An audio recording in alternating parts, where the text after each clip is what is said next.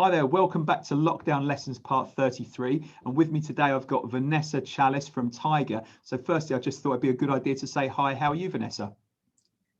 Upright. Hello. That's always good news at the moment, right? So for the people out there that don't actually know who you are and what Tiger do, perhaps you could just explain to them a bit about how you work and who you help. Yeah, so I started Tiger Law, which is a full service law firm, basically, just over 4 years ago. We just had our 4th birthday. And initially it was helping owner managers, SME clients, from starting up to acquiring businesses, selling parts of what they're doing, merging, commercial property, shareholders, succession planning, those sorts of things.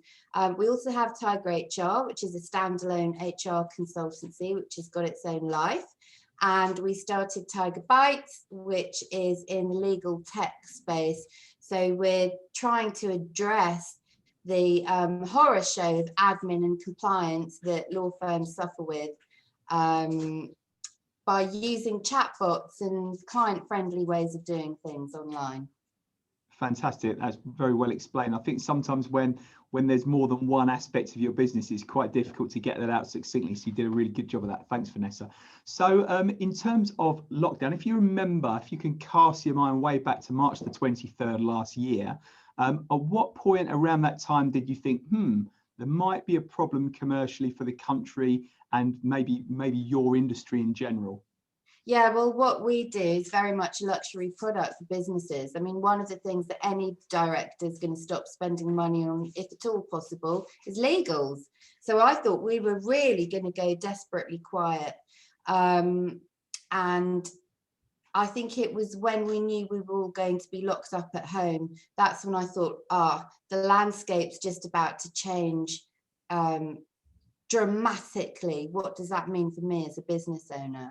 And when my clients are feeling anxious and not spending money on anything, let alone buying a company, let's say, then that has a direct knock-on effect on Tiger Law and what we're doing.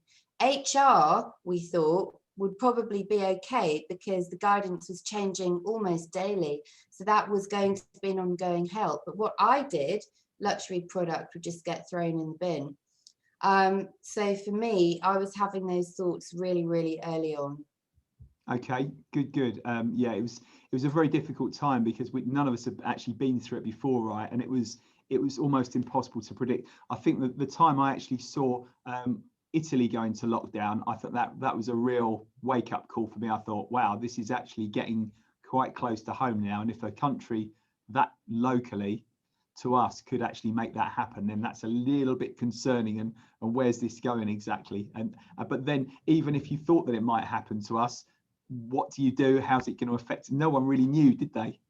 No, not at all. And to some extent, I was very glad to be somewhat ahead of the flexible working curve.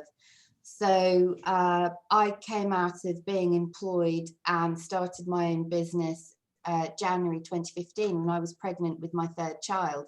So for me, organising how I worked around my family was just how I wanted to live. It's what happened. And that's how I've maintained the firm, and everyone who joins has got complete autonomy in how and where they work. So when this became a fixed fact, a fait accompli, culturally for us, it wasn't a huge shift at all. It's what we were all already doing, and it has felt like a lot of industries are catching up, including my own. So yeah, it was more about the kind of help that people would need and how that shifted my focus in the business. Good. I think, yeah, the people that I seem to find that struggle the most are the typical sort of 9 to 5 or 9 to 5:30 businesses sort of up in the city that hadn't really got remote working. There was no flexibility in working hours at all. It was a massive shift for them. People that didn't even really use Zoom or video conferencing at all. It was massive for them. And for other people, yeah, it was just like a slight tweak in the way they work. So that's good news. So it's always good to ask this question, really, Vanessa. What wins have you actually seen since March the 23rd last year? For my business personally. Yeah. So, well, my industry is hugely risk averse, rarely speculates to accumulate, and it means that someone like me can swoop in and plug the gaps. So I did notice that really capable, talented people were suffering in terms of how their workplaces were treating them, or there were strange, in my view, redundancy decisions being taken, and it meant that I could pick up some amazing lawyers. And we tripled the team in about 8 months, I think, and we opened a family department and a private client department, things we had never done before, primarily because I thought, if the stuff I do just dies a death, what can I do to keep the firm nice and safe and everyone working in it? And it seemed to me that services for individuals were the bits that I wasn't offering, and I was creating the work and referring it up the road to other lawyers, which just seemed not the thing to be doing during a pandemic. So the wins were definitely growing the team and supporting entrepreneurial people who now have a place to blossom.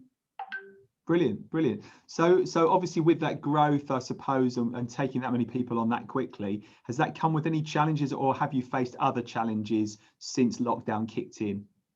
Yeah, I mean, it's been immense. So to put it this way, we had a team of about 6, and we are now, I'd say we're about 17, 18.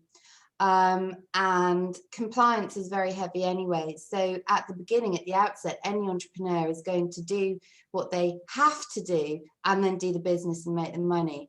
And this bit can often be quite homespun, or put together as the bare minimum, and then you're adding to it, and it's quite organic. And when you're regulated, you've got to be ticking the boxes. When you've got triple the number of people in the business, suddenly that becomes a lot more serious and a lot more onerous.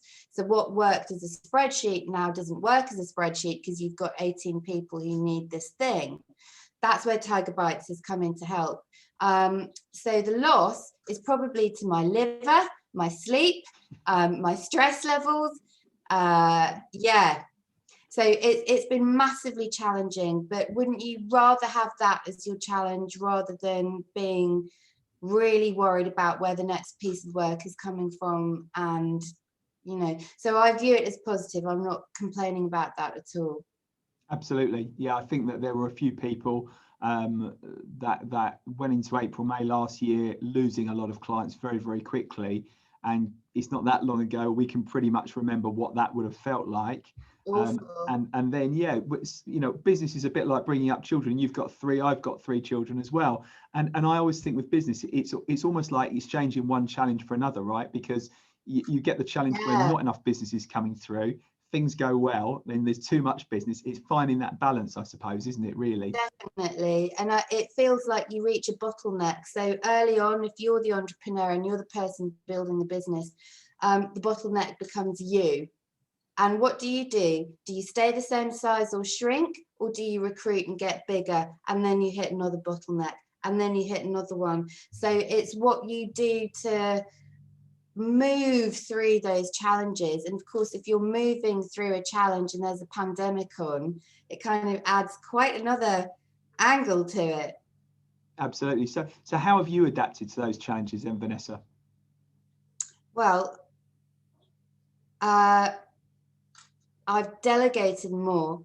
I have always recognized my own personal boundaries and limitations. However, that's not just something that's nice to recognize and being humble. Actually, it will damage the business if you only operate within your own personal limitations. So for me, it's recognizing where my boundaries are and giving that bit to someone else. Sharing the workload of compliance, admin, spotting the people who are really capable, building them up, progressing them, and not trying to keep it yourself and micromanage other people. Why do that?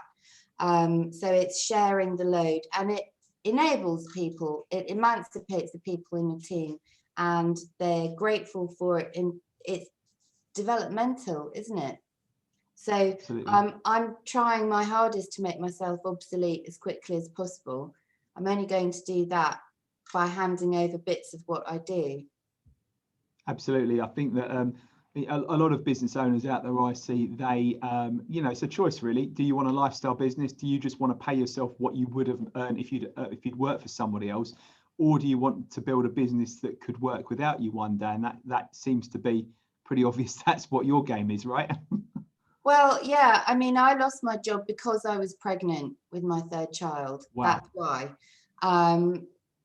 Complicated story, wasn't worth going near the tribunal, blah, blah, blah. Sole breadwinner in the family, always have been. I didn't have the luxury of choice. So I was lucky enough to replace my gross salary within the first year. I became the size of a ferry, had my child, working 10 days later, and managed to replace my salary and support my family in the first 12 months. Everything that's happened since then has been, I would say, a happy accident, but actually, isn't it about how hard you work? And the harder you work, the luckier you are. Absolutely. So I've never had this picture in my mind. This is the mountain I want to climb.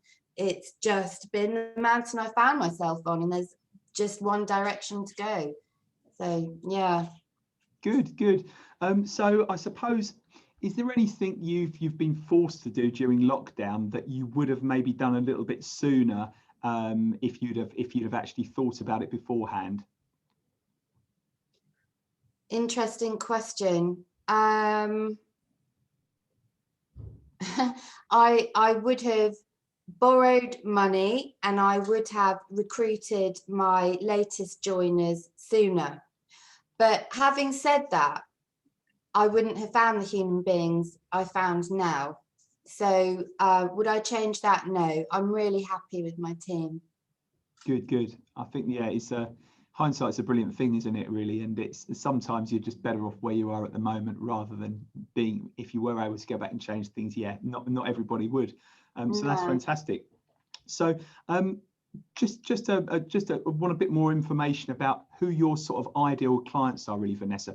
Who are you looking to meet up with, and how can you help them? I know this is probably going to be a long answer, but I think I'm happy with that because I know you can do a lot. Well, apart from family and children and private clients and will writing and that area of work, which is pretty much self-explanatory, the kind of clients who've always been drawn to Tiger are maybe those who are breaking out of the mold. So we work with startups, funded startups, we work on investment rounds, we buy and sell companies, we buy and sell commercial property. We work with founders who started 40 years ago and they're working out how to pass the company onto their management team or their kids, or a bit of both. So for me, I personally love working with business owners. Sector is not an issue. We've got clients in construction, in organic cosmetics, I mean, all sorts. So it's really about people who are driven, know where they're going, need a bit of help to get there. We have a particular focus on startups, and particularly in tech. I like that seemed just to have evolved. That wasn't conscious. But really, it's about personality and culture. It's not even about sector and what they're looking to do. We can do most things from intellectual property to succession planning. It's about people who want to be connected to their legal advisors, as opposed to receiving 5-page letters and being left to make a decision by themselves and then being billed for having some jargon translated. It's more about what relationship people want, as opposed to having an avatar, it's called, isn't it? A list of features of the perfect client. No, it's more about us being fit for them. if they would like to work with someone like us, then that's our perfect client. Good, excellent. So if anyone wants to get in contact with you to find out about the law side, the HR side, or Tiger Bites as well, how best can they reach you, Vanessa? Well, we have the amazing Daisy, who's doing our social media. So we're on Insta as Tiger HR and Tiger Law. We're on Twitter. We're all over LinkedIn. The websites are tiger-law.com and tiger-hr.com. Tiger Bites, we're doing lots of demos with estate agents and accountants and people like that now. So that's exciting, but that's more like a one-on-one conversation than being out there in the market. Good, excellent. Well, I'm going to pop those details below in the comments box below. So for now, Vanessa, thank you so much. It's been an absolute pleasure as always, and I'm sure we'll catch up again soon. Excellent. Thank you for having me, Phil. No problem. Take care. Bye.